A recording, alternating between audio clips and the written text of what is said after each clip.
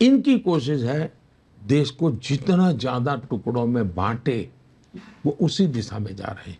वो देश को ऐसे भी काट रहे हैं, देश को ऐसे भी काट रहे हैं। ये बहुत खतरनाक खेल है। और मैं जो कांग्रेस से लोग अभी अभी निकल करके बाहर आए, जिन्होंने अपनी जवानी के महत्वपूर्ण वर्ष कांग्रेस को दिए थे जी। और बड़े समर्पित भाव से काम करने वाले लोग थे, तो मेरी पार्टी के कुछ लोगों ने जब उनसे बात की और कुछ उन्होंने मीडिया से भी कहा है, वो तो चौंकाने वाला है। आज भी कांग्रेस के वरिष्ठ नेता जो लोकसभा का चुनाव लड़ रहे हैं कांग्रेस के टिकट पर जी। वो एक बार मुझे पार्लियामेंट में मिले थे, एमपी थे। उन्होंने कहा साहब हम तो पूरी तरह ये माओवाद और नक्सलवाद की विचारधारा में फंसे पड़े हैं। मैं बोले कांग्रेस से हूँ, मैं हाउस में तो जो बोलना है बोलूँगा, लेकिन मैं चिंतित हूँ। यानी कांग्रेस के भीतर भी जो सचमुच में कांग्रेस के वैल्यूज़ को जानता समझता है, वो इन सारे आइडियोलॉजी से बहुत दुखी है और देश को बहुत चिंता करने की ज़रूरत है जी। और ये पॉलिटिकल तू मैमा वाला नहीं है, ये वोट पाने वाला विषय नहीं है। मेरे भीतर एक दर्द है और कल मैं थोड़ा गुस्सा कर गया, मुझे नहीं करना चाहिए, लेकिन मैं कैसे मेरे देश में चमड़ी के रंग पर किसी को भारतीय होने से मना कर दो, अब कैसे हो सकता है जी? ये मन में बैठता नहीं है जी, ये दर्द है मेरे मन में।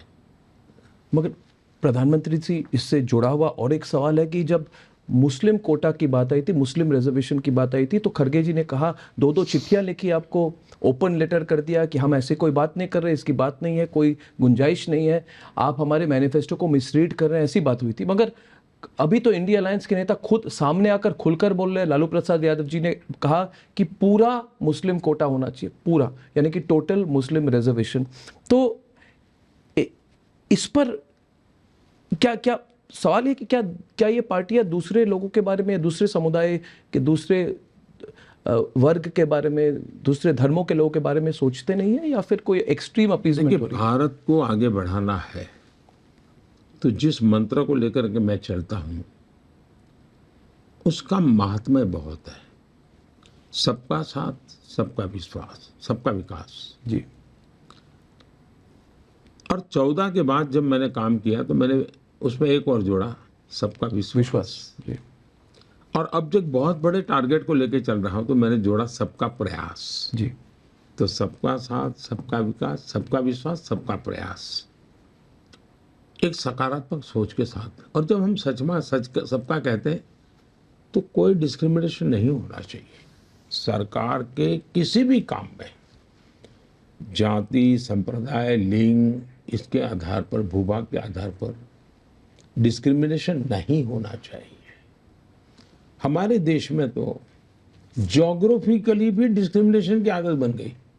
कुछ इलाके तो भाई निकम्मे हैं, छोड़ो, मैंने उसी को हाथ लगाया। मैंने कहा नहीं, कोई निकम्मा नहीं है, ये मेरे एस्पिरेशनल डिस्ट्रिक्ट्स हैं। और मैंने अच्छे से अच्छे अफसरों को लगाया, अच्छे रिसोर्सेज लगाए, तो आज देश के करीब 100 डिस्ट्रिक्ट राज्यों के अन्य डिस्ट्रिक्ट की बराबरी में आने लग गए। तो उनका एक कॉन्फिडेंस बन गया है। कोई मैंने ऐसे ब्लॉक देखे थे जहाँ दवाई की दुकान नहीं थी। कोई ब्लॉक ऐसा हो सकता है जहाँ दवाई की दुकान ना हो? तो मैं इन छोटी छोटी चीज़ें करते करते करते करते उसी प्रकार से समाज का है। आप सिर्फ वोट की राजनीति के लिए करते रहोगे कि भाई मुझे मुसलमानों का आरक्षण देना है, मुसलमानों को आरक्षण देना है। अब डॉक्टर मनमोहन सिंह जी ने जिस मीटिंग में बोला था, मैं वहाँ मौजूद था। आप थे। खुद ने कहा कि पहला अधिकार माइनॉरिटी का है।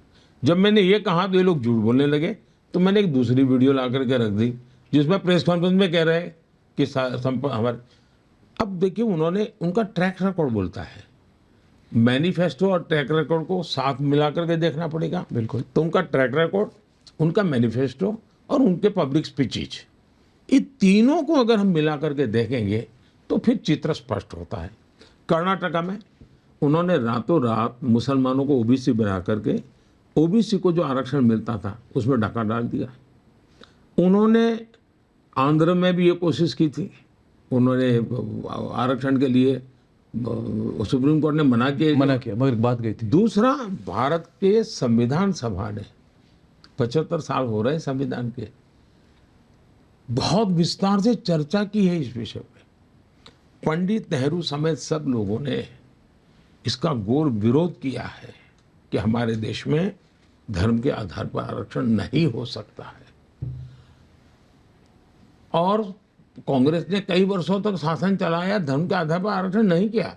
लेकिन अब उनको राजनीतिक अस्तित्व के लिए, क्योंकि उनको लग रहा है कि सबसे ज़्यादा SC MLA किसके, बीजेपी के, सबसे ज़्यादा SC MP किसके, बीजेपी के, सबसे ज़्यादा ST MLA MP किसके, बीजेपी के, सबसे ज़्यादा OBC MP MLA किसके, बीजेपी के।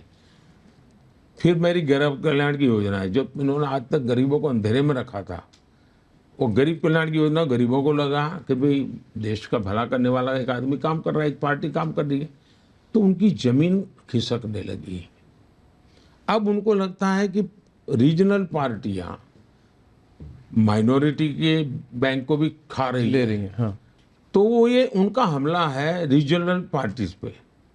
कांग्रेस पार्टी प्रादेशिक पक्षों को मुस्लिम वोट बैंक के मालिक नहीं बनना देना चाहती, तो वो मुस्लिम वोट बैंक को मजबूत करने के लिए और ज़्यादा परोसना चाहती है, मुस्लिम वोट बैंक पर कब्जा करना चाहती है।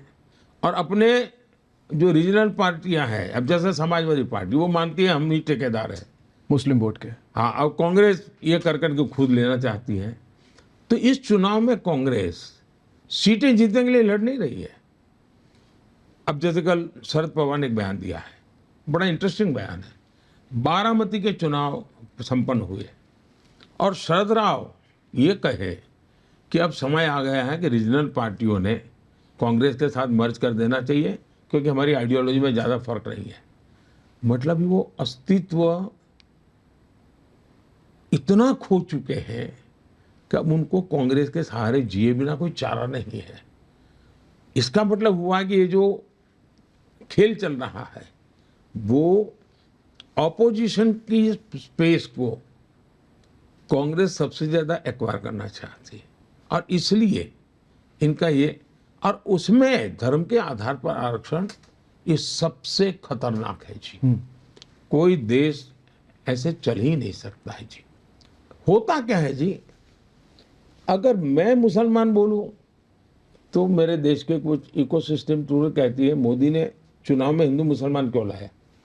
हिंदू मुसलमान मोदी नहीं लाया है, आपके एक्शन में हिंदू मुसलमान है, तो मुझे देश के सामने आपको बेनकाब करना बहुत जरूरी है। It is my duty to educate the people, it is my duty to convey the people. उसको अगर कोई मुझ पर आरोप लगा कि मेरी भाषण कॉम्युनल है, मैंने न मुसलमान के खिलाफ कुछ बोला है, न मैंने इस्लाम के खिलाफ बोला है, मैं सेकुलरिज्म के नाम पर देश के ताने बाने को तोड़ने का जो प्रयास हो रहा है, चाहे चमड़ी के रंग पर हो, उपासना पद्धति पर हो, भाषा पर हो, ये मैं समझता हूँ कि नहीं चल सकता। और मैंने तो कल चुनौती दी है जी